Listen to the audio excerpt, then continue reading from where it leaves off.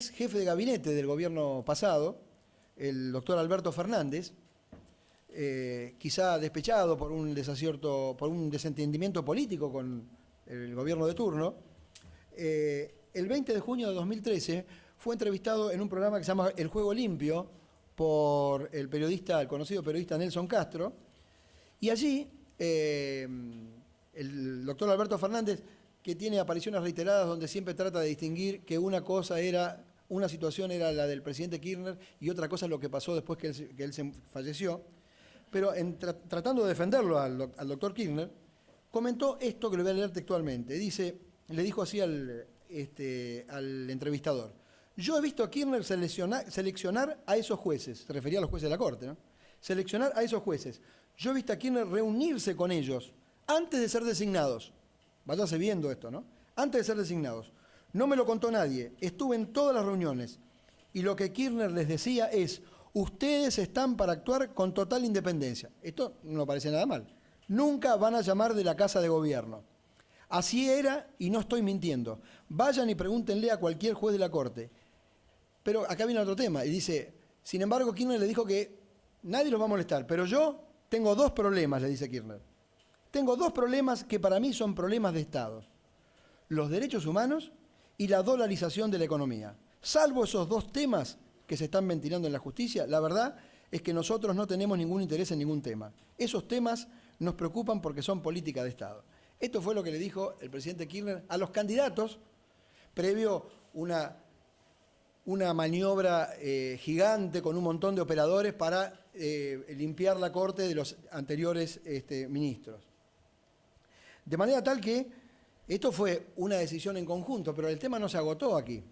No solamente había que cambiar la conformación de la Corte, sino que también había otra labor que había que realizar, que es, resultaba con la legislación vigente imposible reactivar estos juicios, porque había dos obstáculos fundamentales. Uno primero, que era la sanción de las leyes de punto final y obediencia a vida. No me acuerdo los números, pero todas las tenemos conocidas coloquialmente de este modo. Grave problema también porque estas dos leyes habían sido en su momento impugnadas, habían sido revisadas por la Corte Suprema de Justicia, que las había declarado constitucionales en fallos que habían pasado en autoridad de cosa juzgada. De manera tal que esto no era un tema menor. Dicho sea de paso, aquellas impugnaciones contra las leyes de punto final y obediencia de vida, lo voy a explicar ahora en un momento, lejos estaban de estar basadas en alguna violación a algún tratado internacional, o que se trataba de delitos de lesa humanidad, o que eran imprescriptibles, en modo alguno. Esto prueba que ni siquiera cuando estas leyes fueron impugnadas en 1986, 1987, estos estándares que hoy se han utilizado para abrir estos juicios existían, al menos para la República Argentina. Decía, este valladar infranqueable que era la existencia de todas las leyes, lo llevó a que se pergeñara una primera maniobra, que era anular estas leyes. Anular leyes penales con efectos favor rey que ya se habían hecho efectivos, de leyes que además habían sido derogadas. O sea, aquí entra a jugar la teoría de los actos propios. El propio Estado argentino, en pleno proceso democrático, ya había derogado estas leyes de punto final y obediencia de vida. Claro, la derogación, todos vamos a acordar aquí, tenía un efecto meramente declarativo, dado que no surtía ningún efecto porque ya a quienes resultaban justiciables y aplicables esas leyes ya se habían beneficiado con eso. Eso no era suficiente. Entonces, aquí viene la Ley 25.779, que fue pergeñada para anular estas leyes y declararlas nulas de ningún efecto. Váyase entendiendo semejante tropelía jurídica, porque esto... la Academia Nacional de Derecho, los constitucionalistas más importantes del país. Creo que el único constitucionalista que yo leí que apoyara, constitucionalista de nota, ¿no?, que apoyara esta maniobra de anular leyes y llevar la situación en forma retroactiva, el único constitucionalista, al menos para mí respetable, es el doctor Barcesat. Todos los constitucionalistas de nota, Vidar Campos, Badeni, Sapsay, Manili, en fin, Alfonso Santiago, todos los que yo conozco que son constitucionalistas de nota de la República Argentina estuvieron absolutamente en contra. Y no se puede decir que estos distinguidos doctrinarios del derecho constitucional hayan dado esta opinión por razones políticas ni por razones ideológicas. Son personas que todos coincidimos y todos hemos estudiado con sus obras y no podemos cuestionarlo. Claro, pero la situación, la circunstancia no se iba a resolver solamente con la nulidad de estas dos leyes. Faltaba algo más. ¿Por qué? Porque anuladas estas dos leyes, se iban a poder, es cierto, se iban a poder realizar todos los procesos que habían quedado truncos allá en el 86 y en el 87 con las leyes de punto final y obediencia de vida, pero el problema estaba en que, reactivada esa actividad jurisdiccional, nos íbamos a encontrar con que, sin ninguna duda, todas las acciones penales que se ventilarían en esos procesos estaban todas prescriptas, estaban extintas por el transcurso del tiempo. Pensemos tan solo el delito más grave que podía imputársele, que es el delito de homicidio calificado, a los 15 años prescribe. De modo tal que no había ninguna chance, no obstante anular estas leyes, no había ninguna chance de que estos procesos avanzaran, dado que era previsible que donde comenzara el decurso de estos procesos, la primera presentación que iba a hacer cualquier abogado mediocre era plantear la prescripción. ¿Cómo se soluciona esto?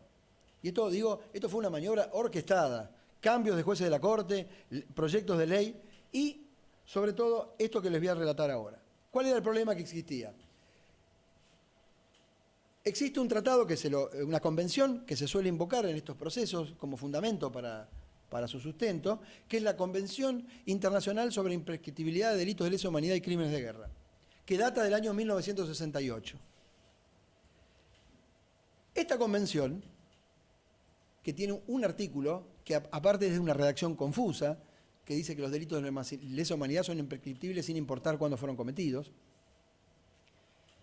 decía, esta convención fue recién ratificada por la Argentina, pero eso no es suficiente, fue ratificada en el año 1995, mediante la ley 24.584.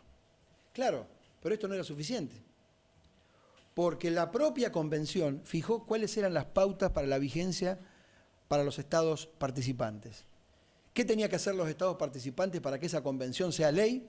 Tenían que efectuar el depósito del instrumento en Naciones Unidas para que eso pase a ser ley para el país que se adhería o que ratificaba esto. O sea que aquella ratificación del 95, que por cierto ya era casi 20 años después de los hechos, en este caso 15 años porque estamos hablando del año 83, esa ratificación fue absolutamente insuficiente.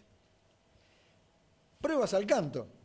Cuando se reforma la Constitución Nacional, ustedes recordarán, el inciso 22 del artículo 75 incorpora los tratados internacionales sobre derechos humanos con rango constitucional.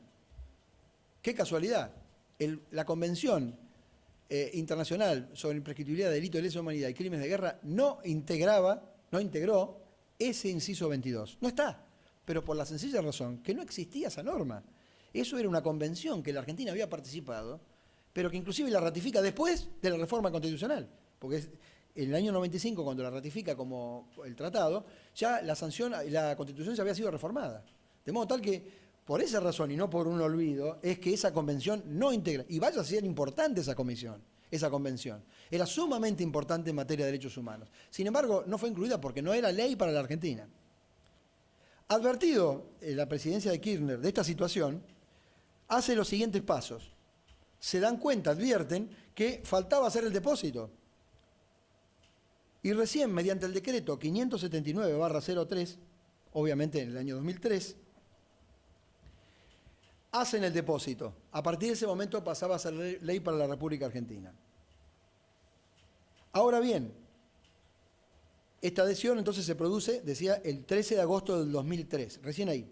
Pero el 2 de septiembre de 2003, mediante la ley 25778, exactamente un número antes de la otra, 25779, que es la ley de nulidad de las leyes de punto final y obediencia de vida, se le otorga rango constitucional a esta convención que ratificaba la Argentina.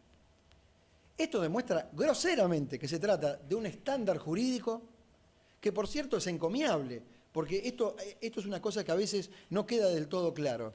Al menos como abogado y como defensor de los derechos humanos, defensor de estos principios señeros del proceso penal, estoy totalmente de acuerdo con los nuevos estándares jurídicos de protección de los derechos humanos. El sistema de protección de los derechos humanos, muy bien perfeccionado, por cierto, también con el Estatuto de Roma, fueron obras que van a cambiar la humanidad, y ya la están cambiando y la van a cambiar. Pero esos estándares no se pueden llevar al año 76, porque no existían, y mucho menos para la República Argentina. Decía, entonces, recién con esa ley 25778 se le otorgó rango de jerarquía constitucional. Este tema de la legalidad, este principio de legalidad y de retroactividad de la ley penal, son principios que, como muchos otros pilares del derecho penal, son un producto histórico cultural. De hecho, recién, bueno, esto que leía recién del dramaturgo, referido a Sir Tomás Moro, estamos hablando de, creo que 1530, siglo XVI. Sin embargo, y también la Carta Magna había mencionado esta cuestión de regular los procesos de enjuiciamiento penal. Pero, y tiene ya la Carta Magna un preludio de lo que es la defensa del principio de legalidad y retroactividad de la ley penal. Pero decía, es recién en la Ilustración, cuando aparecen filósofos como Montesquieu, Beccaria, como Voltaire, que empiezan emprenden ya un camino para ponerle un límite al poder punitivo del Estado. Tengan en cuenta que en esa época los juicios eran de carácter inquisitivo, donde el hombre era un objeto del proceso, no era un sujeto, susceptible de que se respete su dignidad, sino que por el contrario, el fin justificaba los medios, se podían aplicar tormentos, torturas, todo tipo de procesos, porque en definitiva todo estaba justificado en la búsqueda de la verdad. Decía, poniéndole el principio de legalidad, es un principio que emerge como un límite a ese poder punitivo del Estado.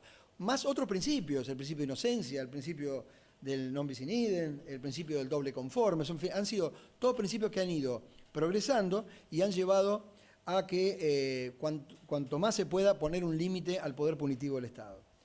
Precisamente, ese poder punitivo que el principio de legalidad debe privarlo al poder político de turno, sobre todo, a que utilizando la ley se apliquen procesos de venganza, como es lo que está pasando acá en Argentina, es lo que se ha violado acá.